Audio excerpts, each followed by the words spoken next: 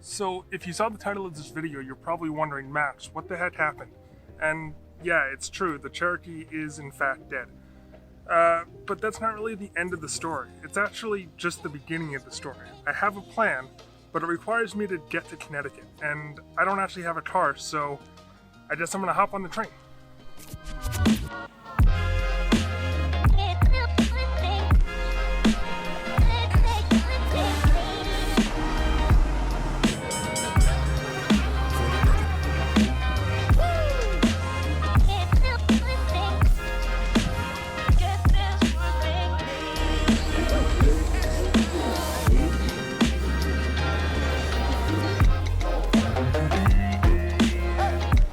So I just got off the train in Penn Station, and I gotta get up to Grand Central. I gotta take a walk though. I'm gonna get out of this loading dock, head up to Grand Central. I'm hoping that I'll have a chance to find some time in Bryant Park before my train so I can just kind of explain everything that's going on.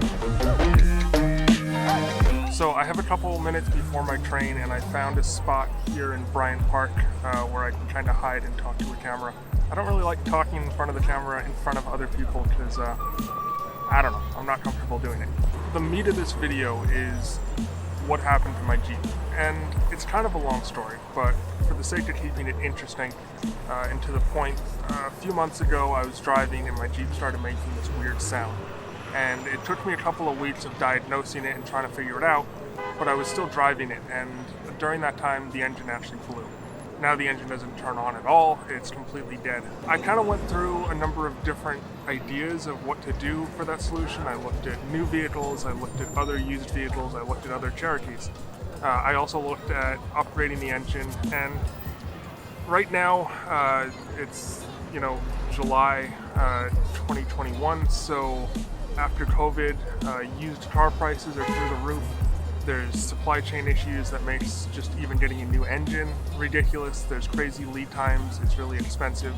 So I've looked at a ton of different options, and the fact of the matter is the option that seemed the best and most attainable in the shortest time frame was to go buy another Cherokee that has a better engine in it. And Oliver actually found a really good deal close to him of a Cherokee that's got over 200,000 miles on it, but someone replaced the engine a few years ago, so it only has 30,000 miles on the engine, apparently. I mean, it's kind of hard to verify that.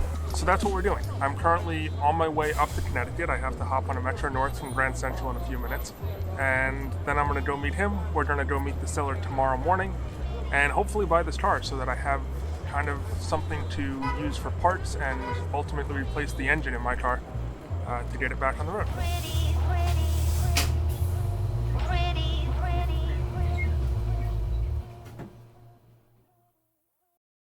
Just got off the train. I'm at Harlem Valley Wingdale up in Connecticut. I'm waiting for Oliver to pick me up. It's about I don't know, I guess 4 hours of travel to get here. But yeah, so just gonna wait for him now. Epic approach.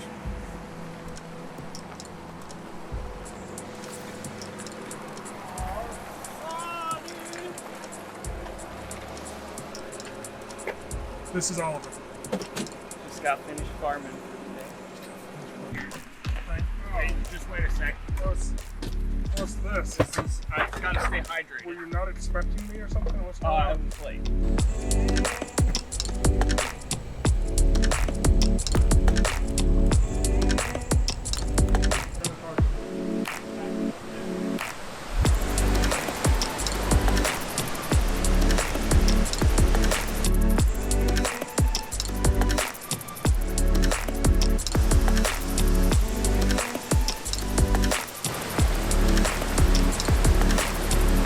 So Oliver picked me up at the train station. He brought me back to his house. He's currently cooking dinner. We're not really planning on filming anything tonight. We're just going to kind of hang out and catch up. We haven't seen each other in a while. We're meeting with the seller at 9 tomorrow morning, and we'll check back in with you then.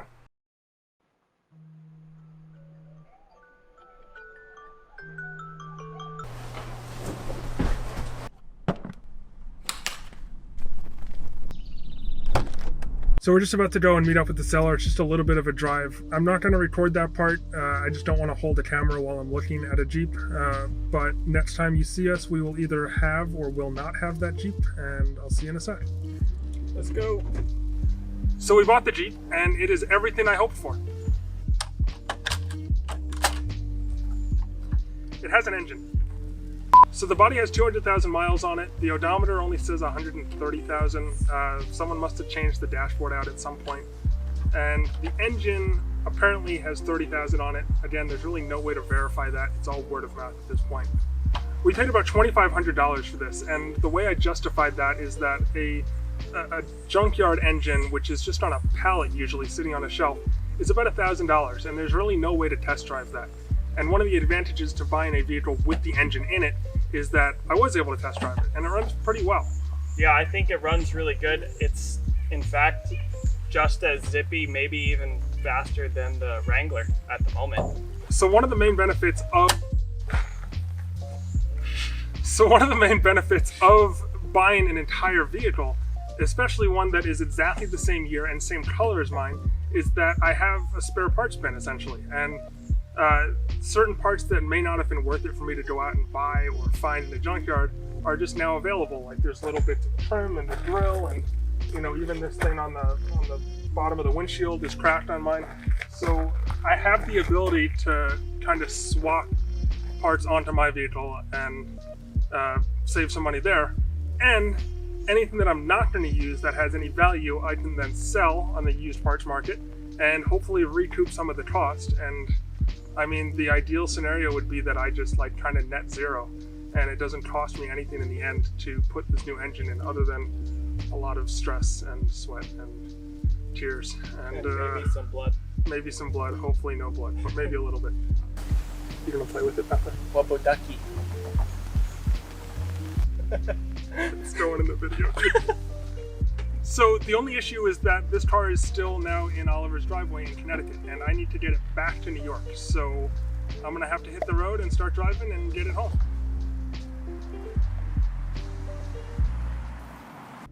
So I've driven a little bit. I just stopped at a gas station and filled up on gas. I got about a 2-hour, 7-minute drive to get back home.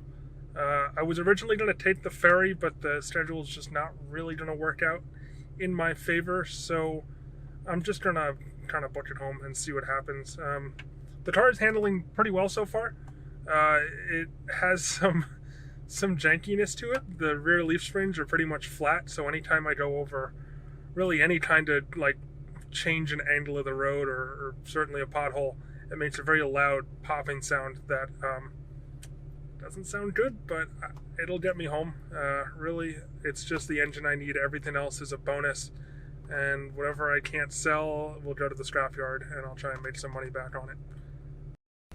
I just want to say I just got a storm warning, and there's some pretty intense clouds kind of forming up over there. And then over here, oh, that's a little bright. I'll turn that down. Some really nice clouds kind of forming over there. And then over here, it's all blue skies. So I have a feeling I'm probably going to hit some weather on the way back, but we'll kind of take that as it comes. It's definitely getting darker. I just saw a couple of bolts of lightning a second ago too.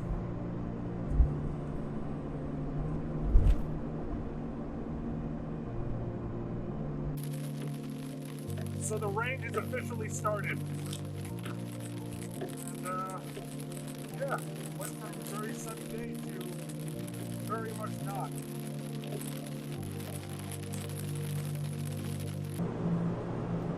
So the rain has officially stopped, for now at least. I'm on the highway. It's a little bit nerve-wracking driving a vehicle that's definitely older than mine and new to me on the highway, but I haven't heard or felt anything that is very alarming, so I'm pretty comfortable with it right now.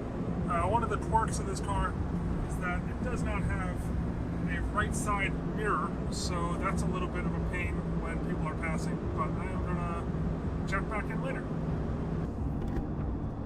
Alright, so sunny day once again. it's kind of crazy weather, you know? Went from a beautiful day to a really intense storm, right back to another beautiful day.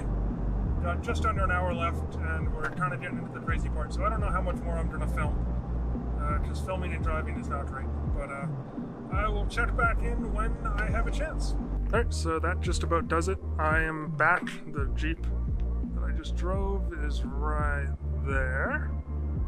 And then if we go over here, there's my Jeep. So yeah, a little bit weird having two different Jeeps in the parking lot. It's starting to look a little bit like a car dealership.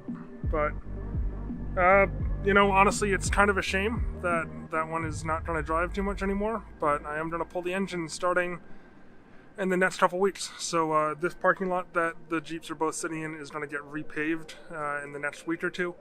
And I'd like to ideally not start pulling them apart and then have to move them halfway through. So tentatively in the next few weeks, I'm going to start on this project. And honestly, not really something I ever thought I would do, to like buy a vehicle to put parts on another one, but it kind of worked out and made an interesting adventure. And if you enjoyed the video, I hope you will hit that like button down below and make sure to subscribe to follow along for more of these adventures. And until next time, see ya!